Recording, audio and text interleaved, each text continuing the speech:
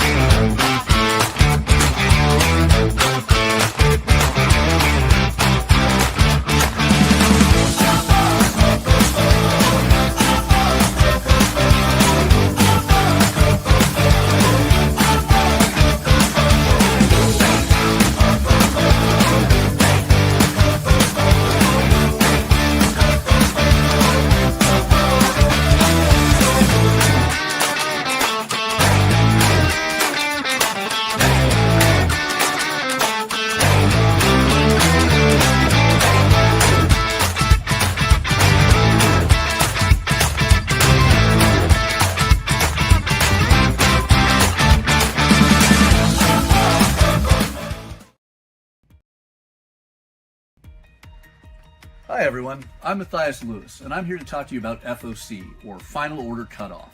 It is the last chance that we, the comic retailers, have to finalize our orders for comics releasing roughly 3 to 6 weeks out from the Mondays we finalize our orders. We deal with this every Monday, but this is important to you, the consumer, because it is the perfect time to reach out to your local comic shop if you want any specific or guaranteed items. If you want the Jim Lee or Dan Mora covers of Justice League Unlimited, reach out to your local comic shop and let us know. If you want the new issue of Lilo and Stitch, this is the perfect time to tell us. Because as long as you can get us the orders before Monday at 6 p.m. Pacific Standard Time, that will give your local comic shop retailer enough time to finalize that order, adding in whatever it is you want, so they can guarantee when it releases, we have a copy set aside waiting for you. So, always reach out to your local comic shop before 6 p.m. on Mondays with the comics you want. The sooner, the better, to guarantee they're waiting for you. All right. We have some awesome things to talk about for the final FOC, the final Order Cutoff of 2025, this Monday, December 29th. So before we dive into all that fun, Boxing Day. You do anything fun for that? I'm working. Ah, yes, you are. I am here. Like, yeah. I don't know. I just messaged a comic shop up here in Canada, and I was about to, go off to a comic shop. And they're like, "Oh, we're closed on Boxing Day. We have our big end of year sale starting tomorrow." And I'm like, "Okay, well, I know what I'm doing tomorrow."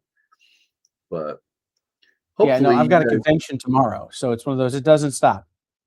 Yeah, it never does. I mean, we're going in between Christmas and New Year's Eve. It is right now the start of Kwanzaa, and we still have a Final Order Cutoff. So it's that reminder: comic shop employees, owners, comic shop adjacent producers and convention, fellows. We never get to rest. It is nonstop. But hopefully, while you guys are enjoying some great vacation, recovering from Hanukkah, Christmas, or the start of Kwanzaa, you are ready to sit down and look at some amazing books. You're going to let your local comic shop know in their lack of rest, they need to order for you. And for that, do you want to show off the 2 websites that we use to find all the comics on FOC week after week?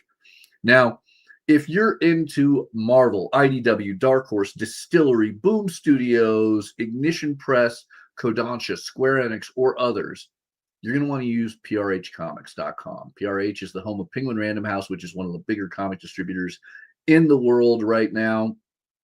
If you go to prhcomics.com, you're introduced to a wonderful website like this, where just a small scroll down, you see FOC for December 29th. Now, clicking that will get you onto this page where you will see all of the comics on FOC this week. And I'm going to do this really quick. I'm going to spoil everything for you. Look at this. It is the shortest FOC week ever. 35 results. And why is that? Well, there's no Marvel. There's very little Dark Horse, very little IDW, no Distillery, no Boom, no Ignition. It is a small week. However, just to put it on your radar, because things return to normal next week, if you were a fan of DC, Oni Press, Image, Dynamite, and so many other great publishers that are not available through Penguin Random House because they are available through lunardistribution.com, you'd want to go to lunardistribution.com, scroll down a little bit to the upcoming FOC and make sure you're on the right date, which is not available this week because they took a week off. They were nice. They decided to give you guys a little bit of rest for the holidays. There has been no FOC from Lunar this week or last week. It all returns on January 5th, and you can see a hint of what the new year is bringing, some crazy looking covers. But we're going to get rid of that because nothing we have to worry about this week. And remember, guys, like if you're watching this and you're going, well, if there's no FOC, then, in 3 to 6 weeks, it's going to be a pretty light comic week. No, the way they handled this was they front load FOC in December. So you ordered, your stores ordered a lot of the books that will be coming out later in January, early in December. So all of that stuff has been ordered. There will be Marvel, there will be DC, there will be those publishers those weeks, but you don't have to worry about ordering them this week because you've already placed those orders with your local comic shop. Absolutely. I did the most uncouth thing on live streaming ever. I just took a bite of food. But yes, a lot of what we're going to be FOCing this Monday is end of January stuff. And if you've been watching the show for a while, we talked about a lot of the end of January items at the beginning of December on FOC from PRH and Lunar. So I'd say with that, let's just dive into it. Let's get through these 35 items, and then let's talk about 2025 as a whole in comics and Final Order Cutoff. So the first one I want to talk about is one that I think has the highest potential of being skipped, American Caper. It is, I think, the one of only 2 items that's an actual ongoing floppy comic properly on FOC this week. Now, I loved American Caper #1. This is by the people who produced Red Dead Redemption and Grand Theft Auto, and it feels like Grand Theft Auto in that it has all of the goofy, over-the-top American humor. All of the billboards that you would have loved in that video game exist in this comic. They have little good one-off jokes as you get the tale of a lawyer and his family in the middle of America in what really is a modern societal commentary, but it's done so humorously that I think anybody can enjoy it, whether you're on either side of the aisle in this very divisive, era of American, history.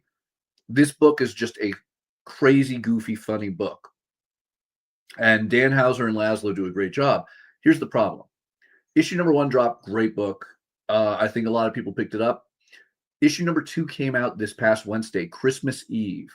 And I think a lot of shops and a lot of customers haven't had an opportunity. I own a shop and I'm out of town right now. I haven't had a chance to pick up issue #2 to order it. And I know that I want #3, but a lot of people might not have had the chance to solidify that. So this is very important to reach out to your local comic shop to say, hey, I know I haven't been into my shop to pick up issue #2, or I haven't read issue #2 yet, but I want #3. Because this is where Dark Horse, I feel, is making a mistake. And it could really botch the orders for issue #3 as people discover issue #2 early in January and decide I need this book, and orders aren't high enough for issue #3. It's why FOC is important, and FOC timing is important as well. But have you had a chance to read American Caper yet? No, this is one of those books that I decided because of the release schedule, I was just going to wait on. So I have issue 1 in hand. I will get 2 and 3 probably. I will get 2 when I go into the shop next week and 3 when it comes out. But I probably won't start reading until either the mini series ends or issue 4 drops. Ongoing series is the best part about it. That has me excited. But yeah, I mean, in great cover, Simon Bisley doing that wonderful B cover as he's been doing for various issues. I mean, Dark Horse is putting a lot behind this. They're doing a lot to promote this, and it shocks me that this is the FOC, an FOC Yep. week where there is 35 titles and maybe 2 floppy issues. This seems like a mistake on Dark Horse's behalf, but I truly believe this book has feet, and I think number 3 could be a hard book to find if you don't let your comic shop know you want a copy set aside. This could be one of those ones where will Dark Horse go to a second printing? I don't know, but I guarantee you the order numbers will be way too low for a book with this high of a standpoint. I mean, the creators of Grand Theft Auto and Red Dead Redemption, running this.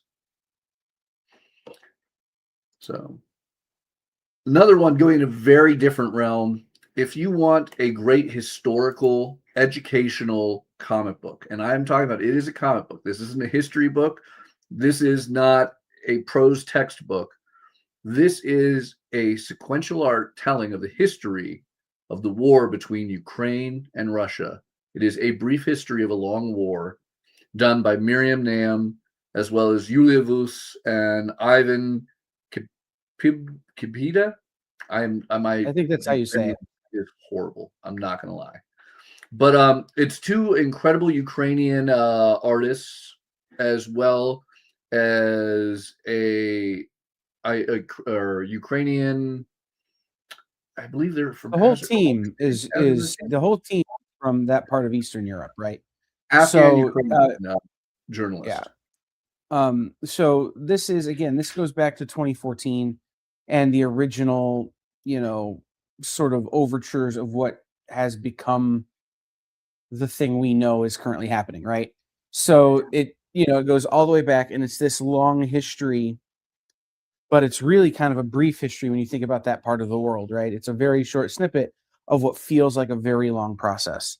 So the thing I love is it actually goes even further than that. It actually goes back to the Middle Ages and talks about the beginning of conflict between Russia and Ukraine way prior to the Soviet Union. But yes, the main focus, as you said, is going to be this very modern era. Right. So it's a way to sort of, if you're not someone who wants to sit and read the news, if you're not someone who wants to sit and read the actual reporting that's being done, but you want to understand this region and why this is the way it is, and the whole Donbass and Belarus and all of it all, this book will help you understand all of it. Yeah. I gotta say, this is a fun one and interesting one to point out, because this has a history, I feel, between me and Kyle. Like, where me and Kyle really started talking, I remember, was we were in a chat during the pandemic when Kyle told me that Russia had invaded Ukraine and he had to leave the comic end to go work for a news company producing a segment about this. We were in an after-hours Zoom hangout with Boom Studios. Yes. And I got the news alert that it had happened and had been called to work on it.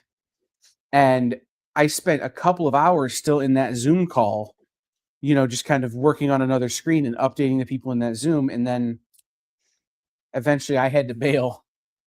But I remember that night like it was yesterday. I mean, I really do. It was a big deal. And it was, being in the position I was in at the time, was a very interesting position to be in as well. So, yeah.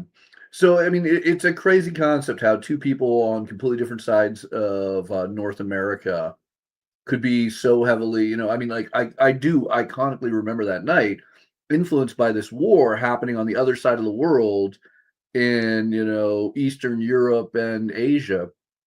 It's a crazy concept, but it is more than that. It is an example in that how this war can affect the entire world. And I think it is better if we are better educated. And even if you don't want to go through tons of textbooks discussing it with millions of people who are far more familiar than any of us, having a little hint through an amazing piece of sequential art is great. 10 Speed Graphic has done a number of great little history pieces and graphic novels focusing on history as a whole, but let alone the Ukrainian war. This, I think, will add another wonderful piece. And for $20 as a hardcover, this is well worth purchasing not only for yourself and your education, but as a $20 hardcover, this is the type of thing you can loan to friends. Now, look, this is a show where we often talk about selling stuff, and you know that your local comic shop would love to support you if you wanted to buy 5 or 6 copies. But even if you just bought one and handed it around, I think there's an educational value that isn't horribly biased in this. Obviously, this is a Ukrainian writer, but I think that they have done a great job in presenting these things from both sides. This is well worth a $20 investment and a little bit of raising the bar, not only in comics, but education. So, fun one from 10 speed, even if it's not necessarily the most fun topic.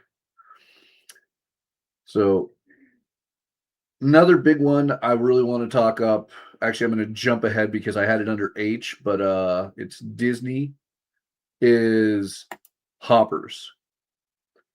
Hoppers is an upcoming Disney Pixar film set to release on March 6th of next year. It is the story of a young girl who, with technology from her local university, is able to put her mind into the body of a beaver. And in that discovers the wildlife of the Midwest, of beavers, bears, and other animals. It is a cute, funny book, or a cute, funny movie. The trailer looks awesome. But right now, Disney is pushing on FOC all of the various Hopper books. The big thing I want to point out, these all are releasing at the end of January, more than a month, like a month and a week before the release of the film. So it might be a little early to stock up. It might not be the right time for you, but it could get you hyped. So it becomes the question of, do you want to commit to this? There are everything from little golden books, junior novelizations, the step into readings. There are sticker books, and there are more throughout this week's FOC. So if you think that this is going to be worth banking on, and let's be honest, when has a Pixar Disney film really failed? I'm sure Kyle has the answer to that, but I think this is something where this could be a cool one. It looks like it's going to be a fun movie. So check out the trailer. And if you or someone you love might be interested, there's a great way to get them some amazing reading material. All right. We talked a little bit about this before the show. Did you look into anything about the girl who draws on whales, Kyle? I didn't. But this is a book that's been on my radar for a minute. Just because of the people involved with it.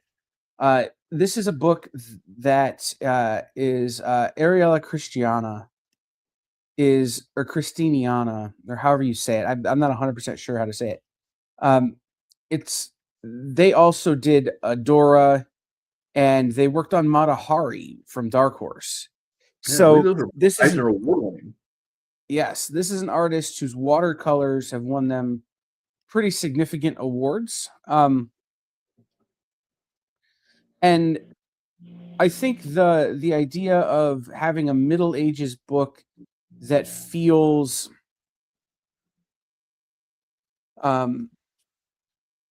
like they're not being talked down to, that feels like they're being like they're talking up to these kids, is an important part. But this is a fantasy series set several centuries after the Great Flood.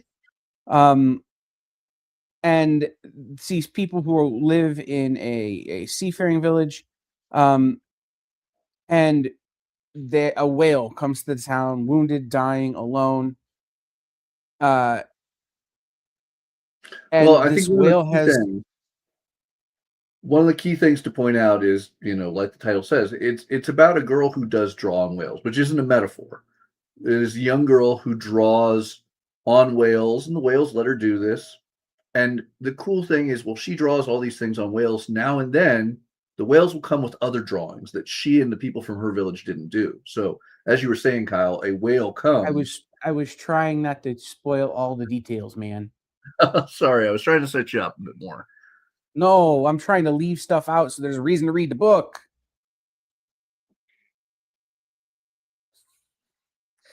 So this whale, and now I've completely lost my train of thought. So yeah, the idea is that the way these people understand the world is not the full picture of how the world actually functions. right? There are other people who these whales treat equally to the people of this village and this girl in particular. So the idea of understanding that you're not the only person with your abilities, you're not the only person with your skill set, you're not the only person with your connection to the world around you is super important. And so when you find out one day because a whale comes in with a drawing on it that you don't recognize, or when a whale comes in a situation that you don't recognize, you have to understand quickly where your relationship is with the world around you, and it helps you broaden your horizons. This is one of those that you have a lot of expectations for the artist, and this book comes with a lot of expectations because of how good Adora was, because of how good Matahari was, because of how good some of the other things these people worked on were. So I think this is a great opportunity to introduce young people, especially the people who are coming into comic shops now, after having graduated from the Dogman Captain Underpants generation, to high quality, high art, high concept books. And if you guys know me, you know that that's my jam. So that's the girl who draws on whales. Yeah, it absolutely looks amazing. It's definitely something that it sounds like one of those high end, like this could be a Miyazaki meets Moana-esque film. So I'm very excited about it. I mean, you don't really get a lot of original Dark Horse graphic novels that always draw me in. I do love them, but it's few and far between. This is definitely one that is 100% going on my list of FOC ads. And I think it has a lot of potential to be a great shelf selling book. The books that sell right off the shelf. So here's one I know you want to talk about: Head Cleaner. Yeah. So Head Cleaner is a prose horror sci-fi book set in the last Blockbuster. Sorry. The last video rental store, the last Blockbuster. You have a number of staff at the Blockbuster, and they're going after one last big bill, right? They're holding on by a thread, and these folks have to collect what has become an internet famous overdue fee for a VCR rental. I know. Who has a VCR anymore? Anyway, what they find is that this VCR has been empowered with the ability to end or to change the endings of popular films.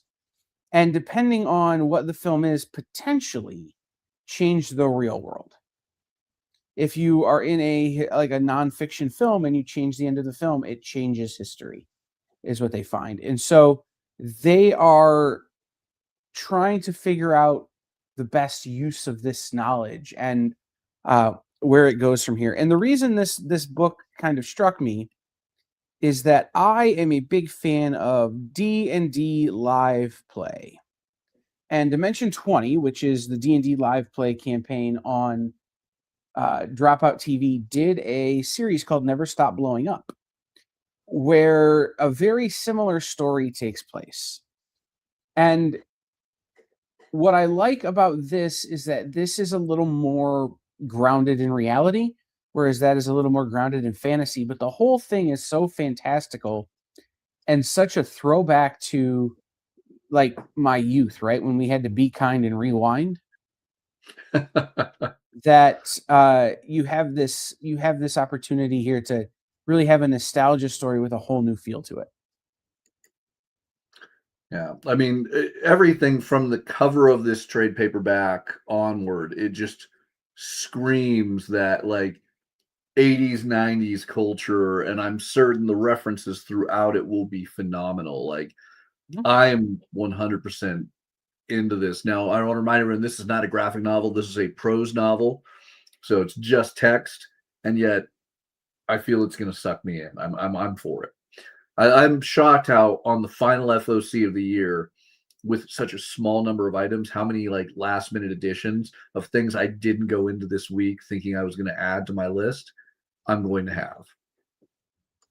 Well, and it's because, I tend to lean into the novels and the art books and some of that weird stuff. And every time Matthias is like, "Hey, what do you want to talk about?" I'm like, "Okay, so there's this and there's that and there's this other thing. And then there's this thing that you're definitely not going to be able to sell in your store, but you're going to want to read for yourself." So, And one of those things. I am George Washington. So All right. this is one of those.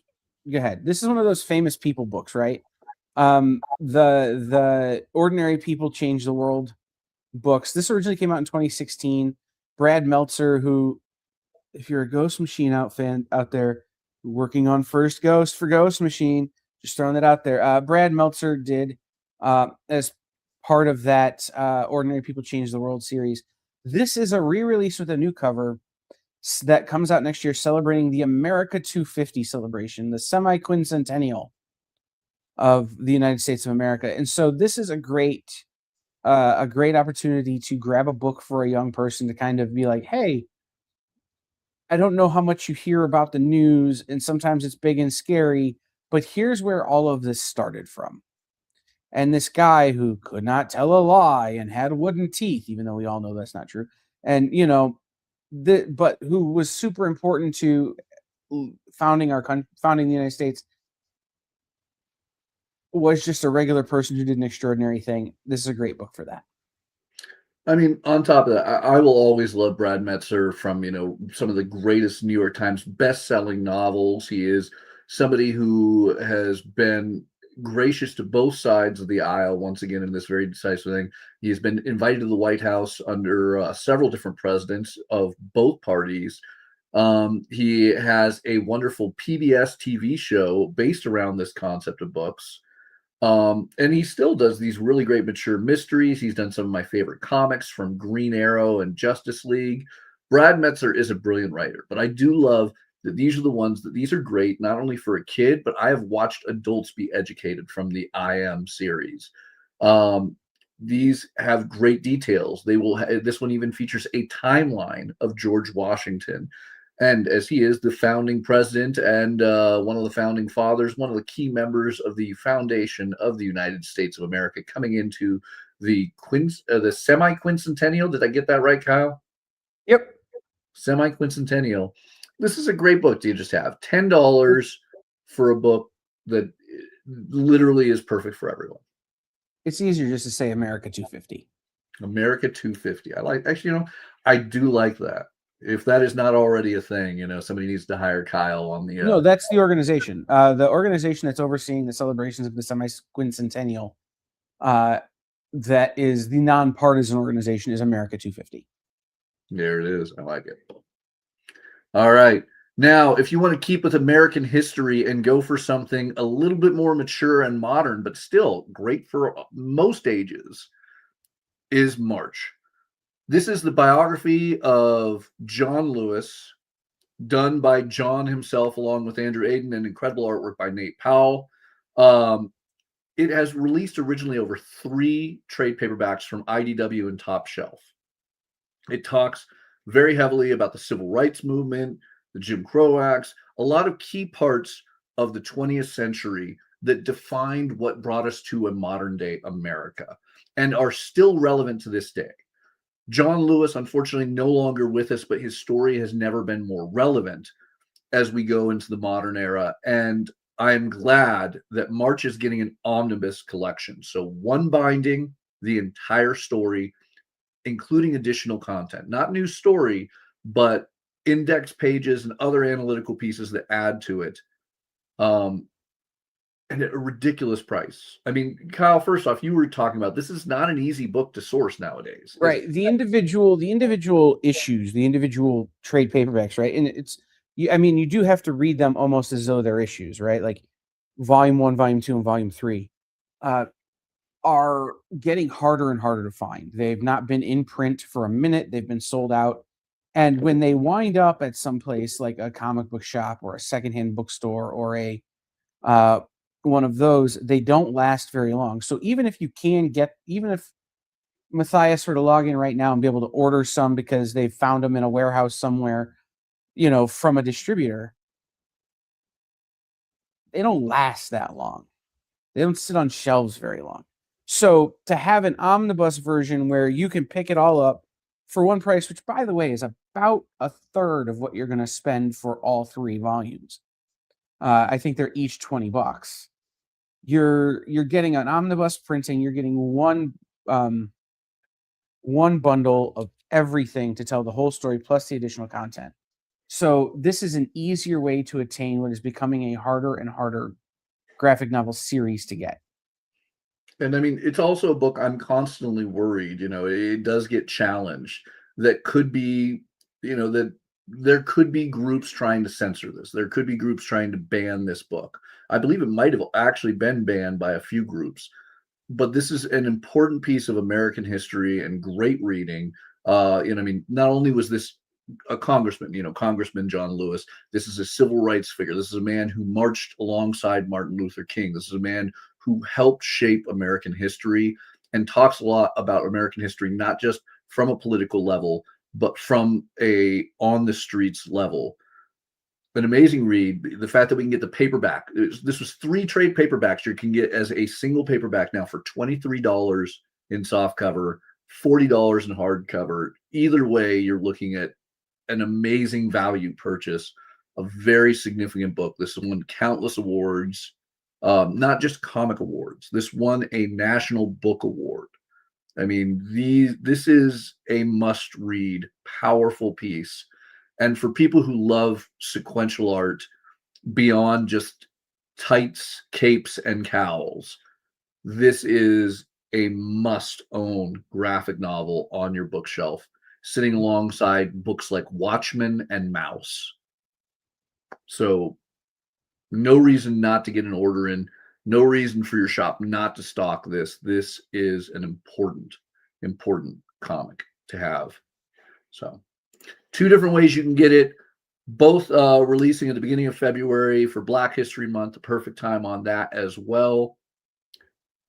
$23 trade paperback, $40 hardcover. I mean, what was it about, like $15 a trade originally? So yeah, something like that, 15 or 20. Yeah, the savings alone.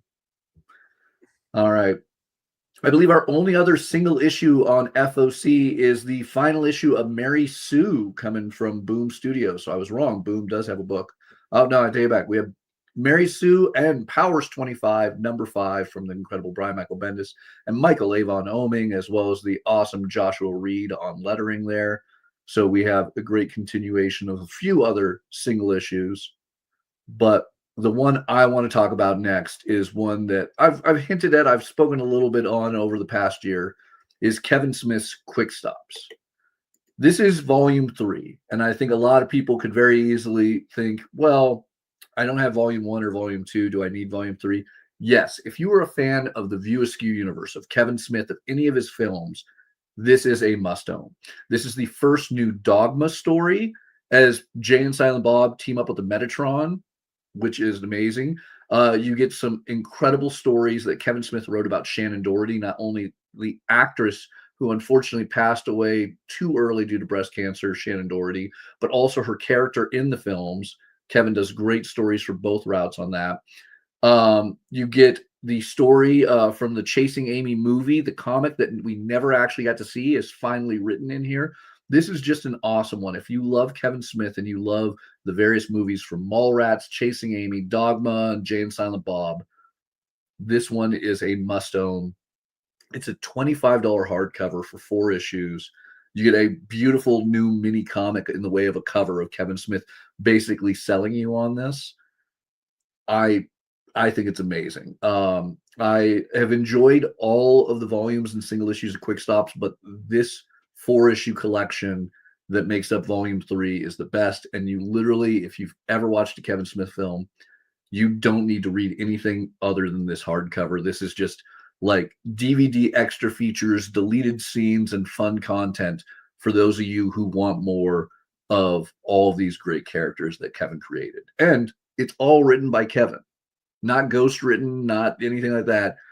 Kevin doing his love of comics right there, writing it. So fun stuff. In a completely opposite thing, because it just seems to be the theme. We just go one thing to the dead opposite. Serendipity. This is by Gabby Benda and is a great all ages book, but more targeted towards the middle grade, kind of, middle school drama of it all. This is about a young girl who is the luckiest girl. She's, of course, the smart kid, head of her class, wins every contest, every raffle, every radio show. However, on one of those radio contests where she gets tickets to an event, she ends up accidentally being cursed. And in that curse, all of her luck disappears. She is now the unluckiest person. Permanent bad hair day, never wins anything. All the bad things you imagine and equate to just one bad day and just being unlucky, that's every moment of her life from then on. So the question becomes, what is luck? Was she ever truly lucky? Is this something you can be cursed with? Do you just wake up on the wrong side of the bed one day and everything goes sour? Or is that more about how you live your life? Obviously, a classic setup, but a perfect one for younger readers. It can be fun for all ages. I believe it is a hardcover and a softcover. Yes, so hardcover is $25, softcover is $15. This just seems like a fun one for younger readers, particularly those who aren't after the cape, cowl, and tights concept that want a great piece of sequential art. Perfect for the cat sitter crowd, anybody who loves, like Turning Red and other ones like that. I think this will be a fun graphic novel for fans like that. Kyle, you still with me to talk a little bit of Star Wars? Yeah, I'm just trying not to sneeze on camera. Okay. So my last big one I want to talk about is Star Wars Hyperspace Stories, The Tides of Terror. This is written by George Mann, who is quickly becoming one of my favorite Star Wars novelists. Him and Cavan Scott work together and do some amazing stuff. They are some of the people who did a lot of the great work with the High Republic. George also did a wonderful Life Day novel and some other amazing pieces for Star Wars. And he will be the one who starts the comics for High Republic Phase More in 2026. Hyperspace Stories, Tides of Terror, however, was his wrap up of 2025 as we get Mace Windu and Kit Fisto, as well as Kit's Padawan, going into an adventure deep beneath the waves of an ocean planet where they must fight a giant sea serpent. It is a great story, and I mean, there is not enough tales with Mace Windu, one of the greatest Jedi out there. So Kit Fisto, Mace Windu, I don't feel I need to say more. This is a wonderful graphic novel. You're going to get the entire series for just $20. And it is a must-have for any Star Wars fan, whether you are a 6 or a 7-year-old or a 70-year-old Star Wars fan. If you loved any of the Jedi of the prequel series, this is a masterpiece in fun Jedi comics. Anytime you see Kit Fisto, buy the book. Yes, always. I remember actually specifically talking with a great comic creator, Tony Fleeks, who everyone knows from Stray Dogs and Feral, about doing a cover for this book. And I had to make the mistake of saying, you know, Kit Fisto. And then he just walked me through the list of Kit Fisto's accomplishments as a Jedi. And I realized, okay, everyone knows Kit Fisto. My bad. But absolutely fun. Some great books once again. You know, it's it's only 35 books and items total on FOC this week. Well worth just perusing yourself on prhcomics.com. Don't forget to get a list of everything you want, as well as specific covers, to your local comic shop. The sooner the better, but definitely before Monday, December 29th. I think, though, that's all we have to talk about on FOC. I would like to take this moment, though, to talk about the last year we've been doing the show. 2025 has been perhaps one of the most interesting years in memory for comic ordering. Final Order Cutoff has never been more important, as I think a number of retailers aren't even doing initial orders. Publishers are no longer pushing information to target consumers or even retailers at initials. They're targeting towards Final Order Cutoff. It is the last chance, as we say every week, to finalize your orders, to get your orders into your local comic shop. And it has never been more important, which is why we have appreciated you guys coming in week after week and joining us for this show, getting your orders to your local comic shop and spreading the word on this. But it still needs to be done because as we enter into 2026, there isn't any comics coming from Diamond that are new books. We are seeing the growth of universal distribution, not only being a Canadian distributor, but now an American distributor. We are seeing the rise of new distributors like Filbo and others that are working on indie books. And then, of course, Penguin Random House and Lunar Distribution sitting at the top. But still, it is important that you reach out and communicate with your comic shop, and your comic shop reach out with you to make sure that everyone gets the comics they want, because it's not as easy as it was in 2024 and before. So, yeah, we say the same 5 lines every week, and you've heard them ad nauseum from us. It's not changing anytime soon. So what I will say is this: if you're for some reason not getting the books you want, it's on you at this point. We told you. Call your local comic shop and let them know what you want. Right? At this point, local comic shops have figured out the system that they live in right now. That system will continue to change. They will continue to figure it out.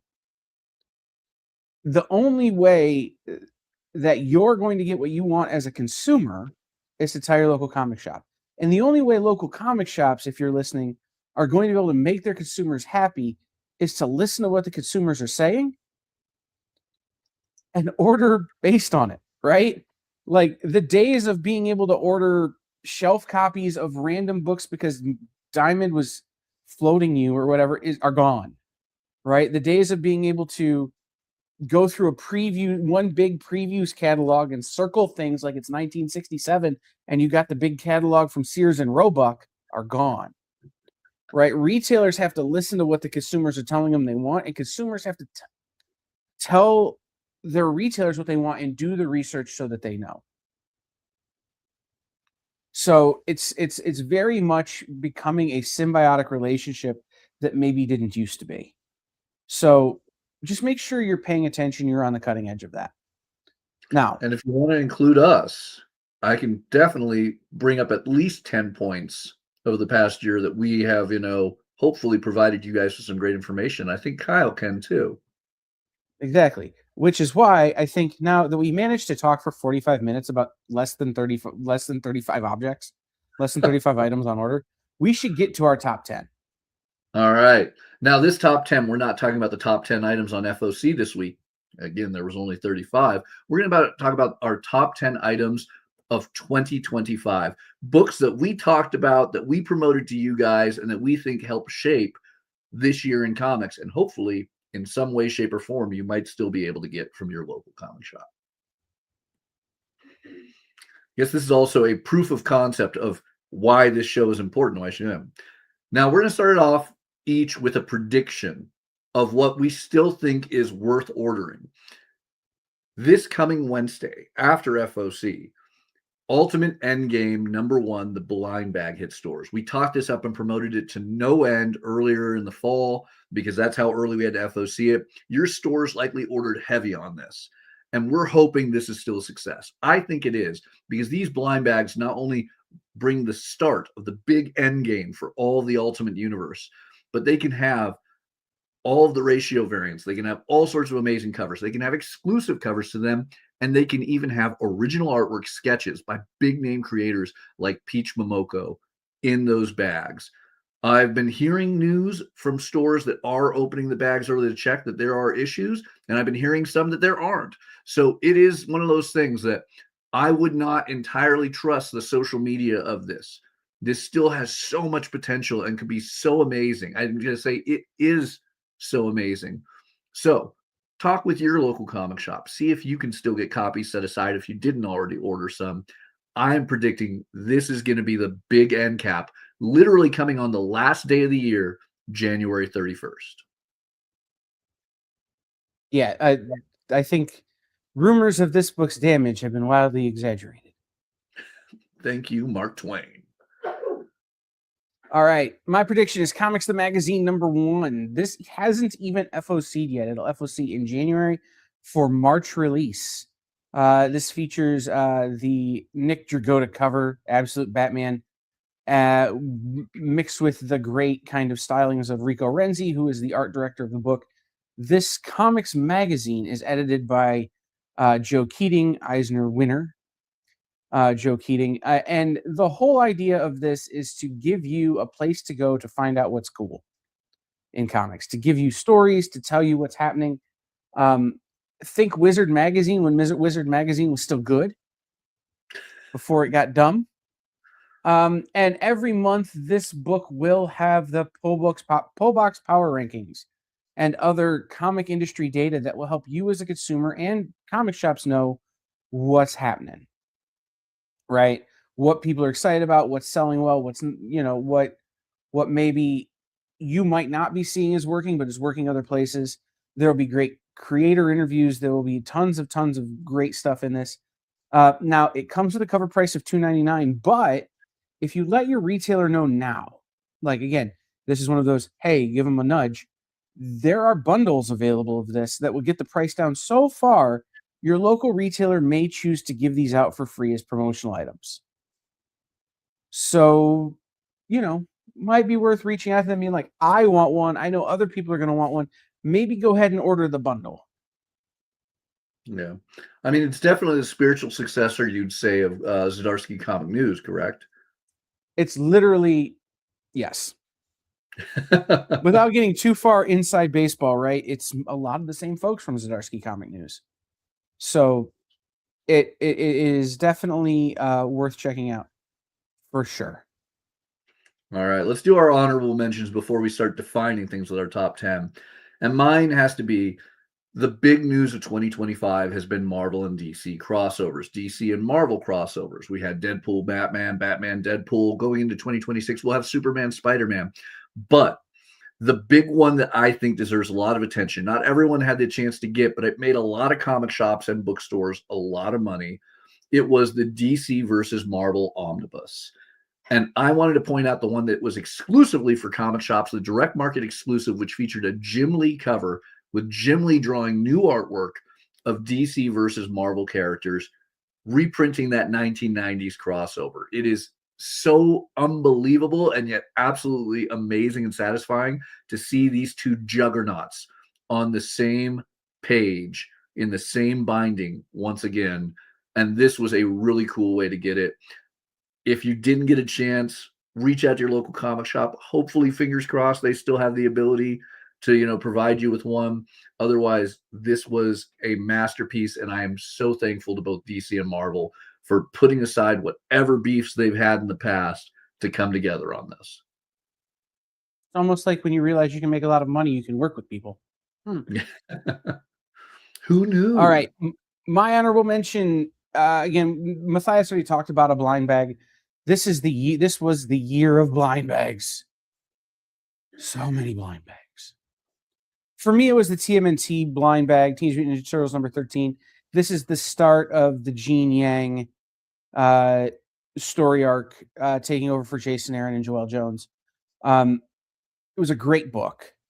The blind bags maybe were a little bit less gimmicky than you'd seen with some of the others, including some more that are on the list. Because it was just a kind of a normal set of ratios and variants and things like that. But this was a very good one, and it's a great kind of introduction to the blind bag Michigas for people who aren't already part of that. I'm trying to come up with a word here that doesn't say dumbness, but dumbness, right? So many blind bags this year, and a lot of the heat was surrounding, oh, I got a 1 in a million sketch cut. That's great. It's fine. Guess what? This you're just going to get a cool Turtles cover. Well, there's still cool stuff in here, but this is one where if you give it to your 5-year-old nephew, you don't have to worry about him potentially wrecking something that's worth $50 or $100 or $500. You know, this is more accessible. So that's why I chose this as my honorable mention. And I got to give some credit to this. I actually had to outright reach out to Ryan Balcom, who's head of sales over at or at IDW Comics, and congratulate him on perhaps one of the better blind bags. The things they did right. This is the same price as a normal cover, so you're not missing out. If you open this up and get an A cover, you literally lost nothing. This is great. You get that fun of what's inside. It could be anything. You could get any of the ratio variants. You could get a 1 in 100 or higher in this for the same price you got an A cover. The other thing I love about this, there were exclusive items to this. I got really lucky and opened a Raza cover. My wife got really lucky and opened a Zerti cover. And I also opened an A cover. But I wasn't complaining. It was great. A lot of people who did invest in these walked away with some really fun items. And I don't think it was in any way a bank breaker. Yes, there wasn't the most insane thing of an original sketch, but this was just this is an example of how blind bags should be done. Well, it didn't rank into our top 10. This is definitely deserving of the honorable mention. All right. Let's get into the top 10. So Mathias did one, and then I did, we're going to alternate here. We had different top 10s. We had some of the same things on our top 10s, but they were different top 10s. So here we go. All right. We're going to start off with Pop Kills. We had the honor of interviewing Jimmy Palmiotti at the beginning of 2025 about this amazing mini-series of 2 warring soda companies and their craziness. It is a fun, over-the-top series. It lasted 4 issues. It went to multiple printings, and it is still surviving to this day with the new seasonal variants and facsimiles. We just had a Christmas reprint of number 1, and next year we're going to have a Valentine's reprint of number 1. This is the little indie series that could, being an original, I want to say Kickstarter or otherwise crowd-funded comic that got picked up by Mad Cave and shows you how you can do both. Jimmy and Amanda and Johnson and all of them put together a perfect piece right there. I love this comic. Again, crowd-funded, creator properly paid, yet also mass market through Mad Cave. It made comic shops money. It made creators money. It gave us a lot of wonderful covers. There was some unbelievable aftermarket value on some of those covers that made the collectors money. This is an epitome of just good comic publishing. So if you haven't already read this, the trade paperback is available now. You can get it through Lunar Distribution, or you can still get those facsimiles with the upcoming Valentine's Day. All right. Assorted Crisis Events number 1. This is the Stepan Morian cover. Assorted Crisis Events, I don't want to say Dennis Camp came out of nowhere, but Dennis Camp came out of nowhere. Like, if you knew Dennis Camp coming into 2025, you knew Dennis Camp, right? But it was like, you kind of had to know, and the guy had a year.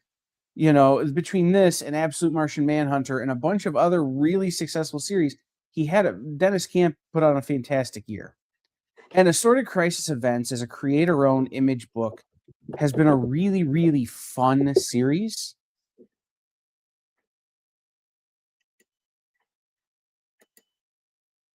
Storytelling, right? But these Stepan Morian covers, and Stepan has done a few, not every issue, but he's done a few, have always been super humorous to me.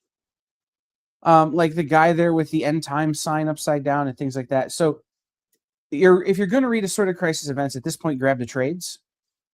But this was a cover that when I saw it was the reason I picked up this book. And it got me addicted to a really good story from someone who, again, I want to say, in my opinion, has had one of the best years writing that we saw. Yeah. I also gave a shout out to Eric Zawadzki, who did a great job on art on that. I don't think he gets talked up. Yeah, no, absolutely. All right. So number 9 hit a tie for me. It was 2 brand new series that I thought brought a lot of attention and did some amazing work on the indie end. And both of them, thankfully, we also had creators talking up on our FOC show in 2025. Karina Becko's Sister Imperator brings the world of Ghost the very popular metal band to a comic storytelling. And it brought new people into the comic shops that I had never seen before coming in demanding these books. It led to a great aftermarket value. If you listened to us and ordered up on the book, you obviously made quite a bit of money, whether you just sold it at cover price or you were somebody who was buying it to flip on the aftermarket. Sister Imperator was a great 4-issue series, and I hope we get more from Karina, who is also, well, a longtime creator, is a rising star coming out of 2025 with some big announcements for 2026. Then you have Exquisite Corpses, where you've had superstar James Tynion IV bringing together his best friends into the Corpse Crew, a group or a collective of amazing comic creators doing an awesome story. They combine some of the love of blind bags with these blind bag card games where each issue comes with a card that you can put together to play an active game. We had Michael Walsh come and talk up Exquisite Corpses on the show, and this has been an amazing mini-series. Well, it's not even a mini-series, an ongoing series with its first year coming to a wrap-up soon. I think this has been an amazing Hunger Games meets Battle Royale style murder mystery with crazy, crazy outcomes. Exquisite Corpses and Sister Imperators have both been brilliant, mature books for mature readers who like indie comics. And I think both have done a notable realm of drawing people into books they might not normally get, drawing people into the comic shop, and really promoting mature, non-superhero storytelling. Absolutely. All right. So for me, number 9 is I Hate Fairyland. Just at all. I don't really think I need to sell you guys on Scotty Young, and I'm going to blank on his name now. Loftman? Who's doing? Yes. I don't think I really need to sell you guys on this, but some of these covers this year have been particularly great, including this one. And there was the Jay Fosgate issue that Jay did the cover for, and just a bunch of really great storytelling happening in this book. And the covers themselves are telling a story. Every one of them is a kind of a different story on the cover itself. So I thought this was a great one to throw in, just because also this feels Christmassy to me. So really been enjoying I Hate Fairyland this year. Absolutely. Amazing, amazing series. I cannot wait to see how it goes in 2026 as we hit issue 50. But let's talk about hot books. And one of my favorite things are open order covers, where we tell you guys about these books in advance of their release. You can order as many as you want. It's not a ratio variant. It's nothing gated. It's not limited one per store. We tell you this is going to be a hot book. You can order as many as you want, and then they skyrocket on the aftermarket. Wolverine number 8 by Daniel Warren Johnson, which was also Wolverine 400 technically, was one of those cases. Beautiful piece by one of the hottest artists of the year, Daniel Warren Johnson being the guy from Transformers. He did that amazing Absolute Batman annual. Everyone loves Daniel Warren Johnson. He did this Wolverine 8 cover that we talked up on the FOC show. It was a $5, $6 book and is now a $70+ book on the aftermarket. It skyrocketed. It went to second printings with this specific artwork. We even fought to make sure that this was the one that got the second printing cover, not the one in 25. And everyone loves it. It was a great way to dive into Wolverine with issue number 400. Everything about this was perfection. And this is one of those reasons why we always want to remind everyone, FOC. This cover showed up a little bit before Final Order Cutoff. So if you weren't paying attention to the show or reaching out and checking out with FOC and placing orders at your store, you've likely missed out on this. This is a reason to watch this show. This is a reason to place these orders. Because, man, if you bought 5 copies of this, woof, you made a great profit or have an awesome comic collection this year. But even if you just got one, I'm certain it's a gem in your 2025 collection. High Strangeness, number 1, Dave Chisholm cover. Okay. High Strangeness actually ranks in my top 5 books of the year. But it isn't over yet. So it falls down a little bit, only because it isn't over yet, and I'm going to put it on the list next year. So just as a thing. So this is a great story. One of the things you're going to find in my top 10 is that a lot of these stories are unique concepts, right? Matthias has a lot of your superheroes, your underwear on the outside superheroes, and even your not so underwear on the outside superheroes. This, for me, the books that really rank highly for me are the books that I can't predict, are the books that I don't know where they're going, stories I've not read before. And so High Strangeness for me, it epitomizes that. This is a concept in terms of the Men in Black that when Torma was telling us about it, I'm going, wait, Tommy Lee Jones and Will Smith?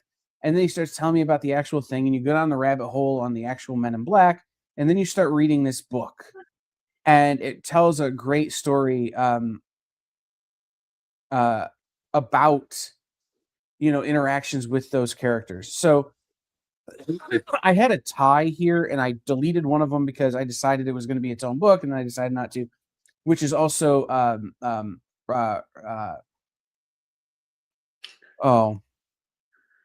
Michael Avon Oeming, Red Book.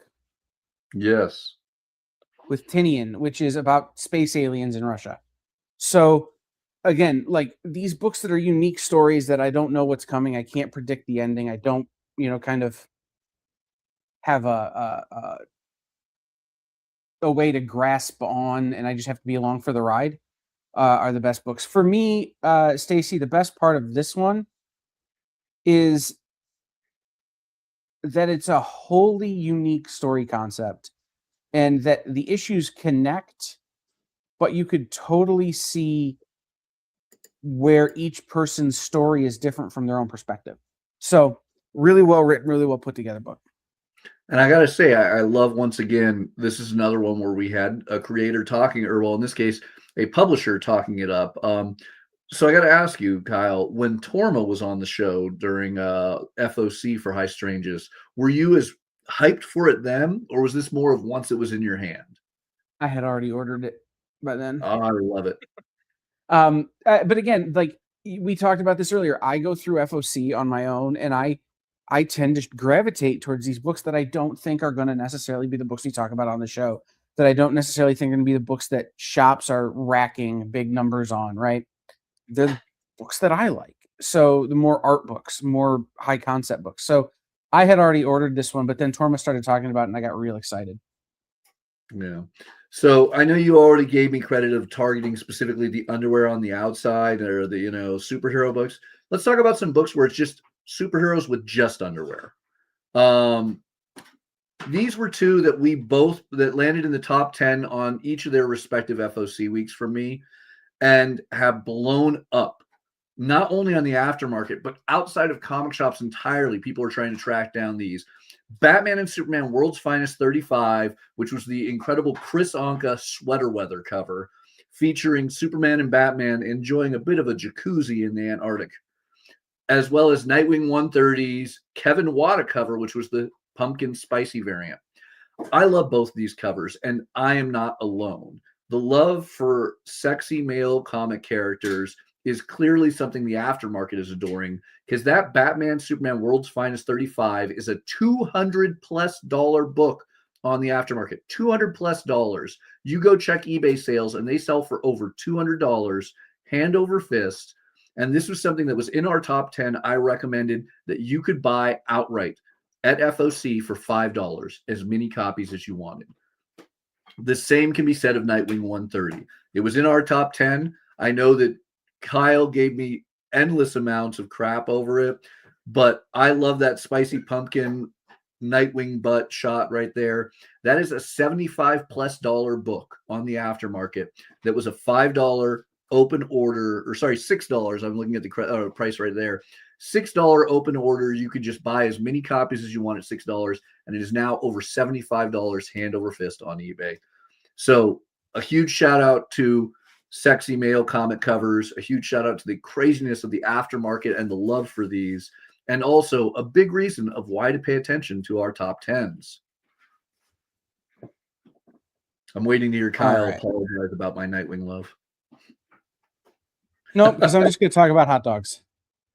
So Batman, Deadpool, Deadpool, Batman, Batman, Deadpool, Deadpool, Batman were was one of the biggest pieces of news that came out of Comics Pro in February when we were there, even though they didn't tell us what it was. And then it happened. And it was a great big piece of comic business this year. And it was a great big book. And it was a good book. And so then it became, which one of these, how does this make the list? Is there one in your top 10? How do you feel about it? And so for me, I just went to one of my other favorite hobbies, which is eating. And so I just went with the Amanda Conner cover of Batman Deadpool #1, which is the Coney Island hot dog eating contest variant of this book. Again, this is one of them that I think every list is going to have on it, right? Everybody who does a top 10 books of the year or top, favorite books of the year, this book is going to be on it for most folks. So I don't think there needs to be a lot of explanation here, but just know that Harley's going to win this, right? I would hope so. I mean, she just did an anniversary issue this past week too. One thing I want to point out really quickly: Batman, Deadpool, Deadpool, Batman. Two very similar titles, both #1s, completely different books. Jim Lee recently had to go on social media to emphasize that Batman, Deadpool, which came out after Deadpool, Batman, is a new book, new content, new creators, new storytelling. So if you got one and you didn't get the other, you got to fix that, because if you liked one, you'll love the other. All right. It was the year of blind bags. And obviously, one of the big ones, perhaps the second largest one, is my number 6 spot. Mark Spears' Monsters and the Wolf blind bag. Mark Spears has 2 blind bags. He had another one that just came out last week. These are great ones. He only offered blind bags at a simple entry-level price. There were over 75 different cover options in each of his blind bags, with the possibility of getting a golden ticket to get an original piece of artwork. There were foil variants, limited edition variants. In the case of this, there were Night of the Living Dead covers. I did not pull a single one, even though that was my big hope and desire, but I loved all the covers that I pulled out of this. This was just a fun one, especially if you love Mark Spears' art. I don't know how this man so prolifically puts out as much artwork as he does. It is insanity to me. It's him and Dan Mora, I think, just have an army of clones in their basement drawing away nonstop. But this was a good example of a great blind bag. Affordable cover price, all sorts of randomness you can get in, the chance of a big prize, but also the easy entry level. You weren't going to feel sour if you got a cover A in, this blind bag at that price point. This was a masterpiece. Well done. And my favorite is, this is the biggest blind bag from one of the smallest publishers, Keen Spot, putting this out. This wasn't a Marvel or DC one, not even an Image. Keen Spot, you nailed it. Great job. Huge, huge specifically. I mean, if not all of the credit to Mark Spears on that. All right. So for me, Black Ritual, Book of Nyx #2. This is the Danny Earls variant. Black Ritual, Book of Nyx brought back a fan favorite character into the Spawn universe. In terms of Nyx, who, this was, she's the Queen of Hell in Spawn now, but this takes place in a period where you didn't know what she was up to. And you get this fun story of sort of her growing to become the character we know from recent Spawn. But what I like about this particular cover is that when Tom Mahealy was here on the show talking to us about this book, he mentioned that he saw this sketch on this piece of art on like a sketch card at a convention, and just immediately stopped to license it to be the cover for this book. Like, this is a guy this is an editor of TMP walking through a convention, and you never know who's going to walk up to your table at a convention. So you always want to engage with those people, because they may be buying your art to be the cover of a Spawn book. I mean, it is one of the great, by no means was this a rags to riches story. Danny Earls wasn't, a known name prior, but this is just such a great tale that just seems to only happen in comics.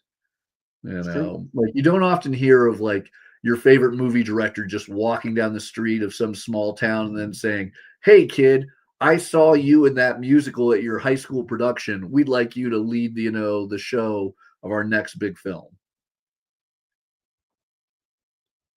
True. All right. Up Top five next. time. Ultimate Spider-Man. This is one where I had to do it as the whole series. Ultimate Spider-Man, I think, is the flagship title currently coming out from Marvel.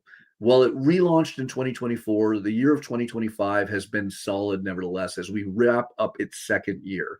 Ultimate Spider-Man 13, obviously a huge launch for it as we get Richard Parker II becoming Spider-Man. You get some Craven in there. It is amazing. It has been a driving force and one of the top-selling Marvel books to every shop I've talked to. And it is sad that this is wrapping up with issue 24. But is it? We'll have to see the Ultimate end next week to find out. But Ultimate Spider-Man, just the all-star of Marvel and a great seller that has once again driven a lot of people into comic shops. And this is something I always love is this is a book that drove people who had been lapsed comic readers or people who have never read a comic into comic shops to buy books. And those are always gems that deserve a position in the top 10 in my book. I think this is amazing. And I hope that Jonathan Hickman is not through with this and comes up with more ideas that will drive more people to comics and hopefully more people to this show to place orders with their local comic shop. All right. Number 5 for me is Matt Fraction Batman, but this is particularly number 3, Joe Quesada.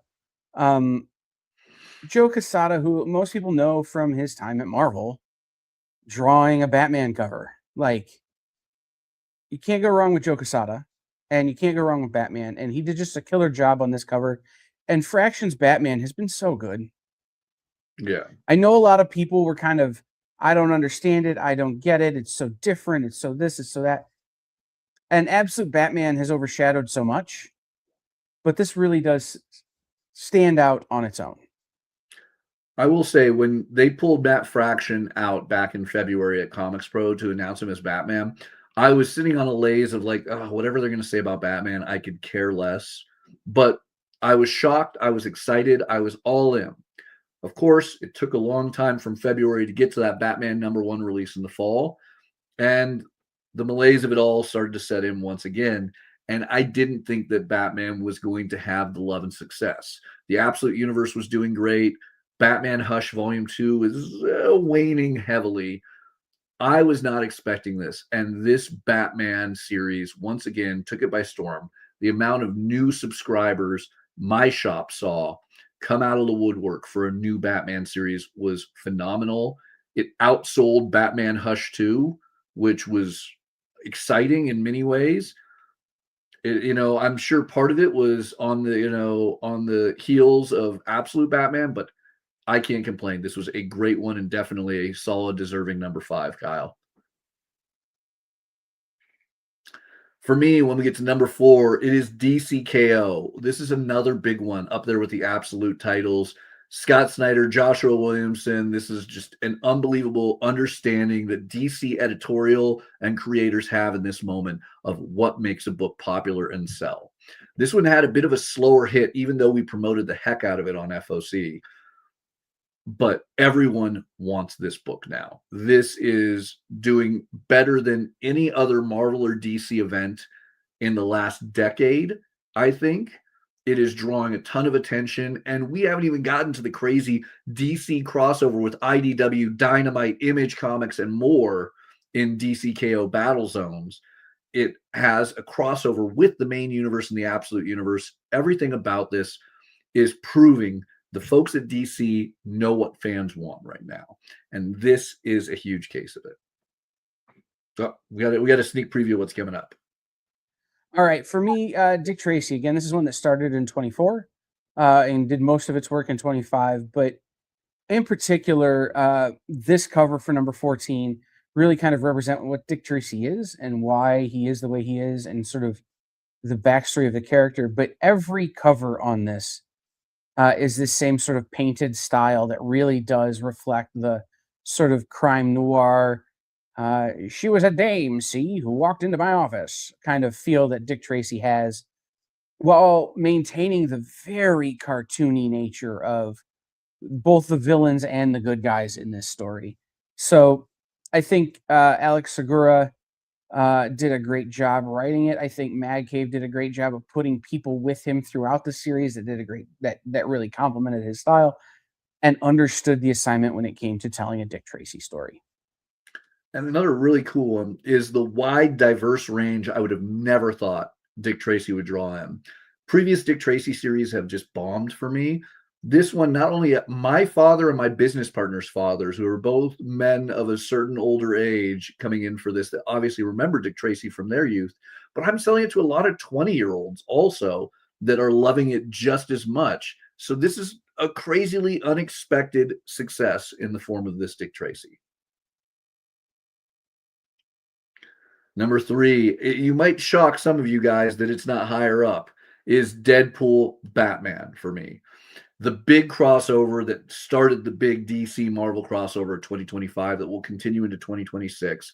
This was the first big one. And I'm going to be dark enough to say perhaps the least entertaining of these super entertaining series. Because look, I'm not trying to be negative. Deadpool Batman was great. It sold out wonderfully. It's gone to multiple printings. It had countless covers. I don't think I've ever sold a comic in as high a number as quickly as I did Deadpool Batman, and I'm certain I am not alone on this. Talk to your store. I guarantee you they had success on Deadpool Batman, and it caught us all off guard. I thought I was ordering an ungodly amount, and it sold out within days. This is a great one, and it is a huge thanks to DC and Marvel helping comic shops and the comics community succeed with a great one. And the weird part, again, is as much as I love this, it still wasn't as good as Batman Deadpool or has me as excited as the upcoming Superman Spider-Man does. Ghost Machine. It's a big year for Ghost Machine. Yeah, so I think Red Coat 11 is one of the greatest comics written of the last year. I think it was a truly excellent storytelling feat. But everything Ghost Machine has done this year has been great. From their cereal box cut variants to the Wicked variant that's coming out for Geiger 20 to all of these other things. So just shout out to everybody at Ghost Machine for doing a great job. Again, check out Ghost Machine. Redcoat also getting a movie, and about a year ago, we had Jeff Johns talking it up here on the show. All right, number 2, the blind bag that started the craze. Invincible Universe presents Battle Beast. This is obviously super hyped with Invincible being an amazing 3-season TV show with a 4th season on its way. This blind bag had everything. Cover price, you could get the amazing covers you want, the high ratio variants, original sketches, exclusive secret variants people weren't expecting, like Marvel Team Up 14, Invincible 18, the first Battle Beast, as well as an early issue of number 2. This was everything. This was perfection. This was brilliant. Thank you, Robert Kirkman and the team at Skybound, for making one of the best things, but also damn you for creating a blind bag craze that no one will ever match the popularity and insanity of that one with it. 2026, they're continuing to try, but this was a game changer. Thank you, Skybound. For me, number 2 is the Absolute Universe, particularly Batman and Martian Manhunter. Absolute Batman has been an absolutely wild ride. I really do enjoy this universe, right? This alternate universe that was created. And I'm not going to spoil how the universe came to be in case you haven't read this stuff yet. And, kind of the driving factor behind all of it. But it's just such a unique look at a bunch of characters that, in my opinion, had gotten pretty stale. All of a sudden, this comes roaring onto the scene last year. And this year has just been an absolute juggernaut. Martian Manhunter, again, Dennis Camp, is one of the trippiest comics I've ever read. And what I like about it is that I can't predict what's happening. I don't know. There's no way to really tell, in that this book is telling a Martian Manhunter story in a way that's never been told before with the character John Jones. So it keeps you entrenched, it keeps you dug in, it keeps you coming back for more, because you never know which absolutely crazy thing is going to happen next to Martian Manhunter. And that leads into my number 1, which is the Absolute Universe. Ideally, the absolute trinity. If we could drop me from the visual for a second to take that in, it is absolute Batman, absolute Superman, absolute Wonder Woman. These three titles, sorry for the pun, absolutely changed comics. I have never had an ongoing comic series consistently sell at the numbers these three titles have, as all of them are, at least in my store, in the triple figures. These have built an audience issue after issue with countless printings on every single issue from every single one of these three titles. Scott Snyder, Joshua Williamson, along with Jason Aaron, Kelly Thompson, all these creators have brought in everything that comic fans and even non-comic fans want. I have never seen the demand, the rabid demand for comics like this. People who I've never seen in a comic shop coming in demanding so specifically certain issues or titles. I cannot thank Scott Snyder enough for this. This changed comic shops worldwide this year.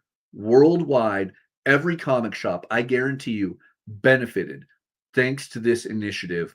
And it is still going strong with new absolute titles coming out in 2026 to accompany Batman, Superman, and Wonder Woman. This is like nothing else. Look, we've had big issues, deaths of characters, marriages, key issues, insane crossovers. These are ongoing series that are absolute juggernauts, with the sales in the teens literally surpassing the number ones. That doesn't happen. That doesn't happen. This is a huge thanks to Scott Snyder and all of the folks at DC, all of the fellow creators. I have not ever flinched at absolute Superman, absolute Wonder Woman, or absolute Batman. Every issue, my orders go up, and I am excited by that. This is unquestionably my big number one. A huge, huge shout out to DC and Scott Snyder. Unbelievable. But Kyle, you're grounding us a little bit with this big number. Actually, first, do you want to talk about that really quick absolute Batman story or no? No. Okay. Then We'll save it for another time. Amazing. Yes. So my issue number one is Spectrum number 4 from Mad Cave. This is Rick Quinn and Dave Chisholm. Spectrum is one of those series, again, started in 2024, did a lot of its work in 2025, that every single issue made me emotional. I cried a lot reading this book. It was a really, really great story about creativity and about how sometimes you lose creativity to the noise around you, and about the music that is life, and so much of that sort of poetry around the creative arts. The reason I chose number 4 out of a 6-issue series is that you read the first 3 issues and you're kind of world building. You're kind of starting to understand the world that our main character exists in, who the good guys and bad guys are. And each story has little offshoots where it tells stories of musicians like Billie Holiday or Jeff Buckley, or Howlin' Wolf, or Blind Willie Johnson, or whatever, even though they're not technically those people in the book. These creators that had these different opportunities and then disappeared or flamed out or died early, and they tie all of that into our antagonists in this book. But in issue 4, you start to see where that antagonisticness, whatever, where the antagonists get their power, and it's about how we let them have it. Right? There's a lot in issue 4. You start to see kind of the turn of, we let that stuff in and let this other stuff go in favor of what's easy or in favor of what's in front of us, rather than fighting the hard fight to keep being creative, to keep seeing the world the way we want to. So issue 4 kind of is the peak crest of the mountain, and it comes down the other side, and it just, by issue 6, I was absolutely wrecked. And this was a great series, really well written, really well. Dave Chisholm's art is fantastic. It looks unlike anything you've seen. It does not look like another comic you've seen in a long time, if ever. So I really enjoy it that way as well. The cool thing about this book is that it's going to be really hard to get single issues anymore. It is sold out. Yeah, it's sold out, but the trade may still be available. Trade is available. Next week on FOC 12/5, and I may We have some different. Anyway, 12.5, the hardcover is on FOC with a brand new piece of cover art for the book. I think it's the most beautiful cover they've done. But so the hardcover will be out in March for this as well if you wanted to pick it up and read it that way. January 28th, actually. Or January 28th, sorry. Dave Chisholm has another book out in March. Sorry. Yeah. But yeah, no, absolutely amazing. I got to say, I read this as it was coming out, and somehow you've reinvigorated the flame where now I need to go home and reread this. So yeah, this is great. If you haven't read Spectrum, Kyle is nailing this perfectly. You need to get it. Go to your store, see if you can track down the single issues, get the trade paperback on order, or FOC next week, the deluxe edition hardcover. All Absolutely. right. So that was 2025. It was a crazy year. We had guests on every show with the exception of these minor FOC weeks that ended the year. We talked about some amazing books, some ones that skyrocketed the aftermarket, shaped the industry, and otherwise might not have gotten a lot of attention. We've had a lot of wonderful people in the comments or have reached out to us after watching our live show when it's off the air, because that's something you can always do. And we love all of you who do that and still give us a like or a nod. We've got more in 2026. We have more guests, more books we get to talk about, some more insane news, and more comics that you're going to want to order at your local comic shop. We even have an incredible special guest already lined up, or I think a pair of special guests lined up for next week, right, Kyle? Maybe? I don't remember. I have to go look at the email. So definitely tune in because we're just warming up. More incredible books for you to order every week on FOC each Monday. We're live every Friday. The second the list gets finalized, with a guest who has a book on FOC. Don't miss that out. Huge shout out to people who are buying books based on a recommendation. So huge shout out to Unknown and others. I know Torma, Daniel Crary, who are great people who are in the industry that end up telling their comic shops what they need based on this show. And hopefully you can share this with others and more people get the comics they want, get comics in general, and support their local comic shops. Absolutely. So it's a regular night the rest of the night here on The Experience. We'll have the original art show. We'll have Nancy McCann live from Comics Unlimited. And then Sunday, Jay and I will be back where we will be doing something on the Producers Live show. And then next week, make sure you're following us on social media so you get all the announcements of when shows are happening, what shows are happening as we navigate the holiday. We continue to navigate the holidays. So thank you guys for being here. Thank you, Matthias. Guys, go out to your local comic shop this weekend. Buy some stuff. We'll see you next time.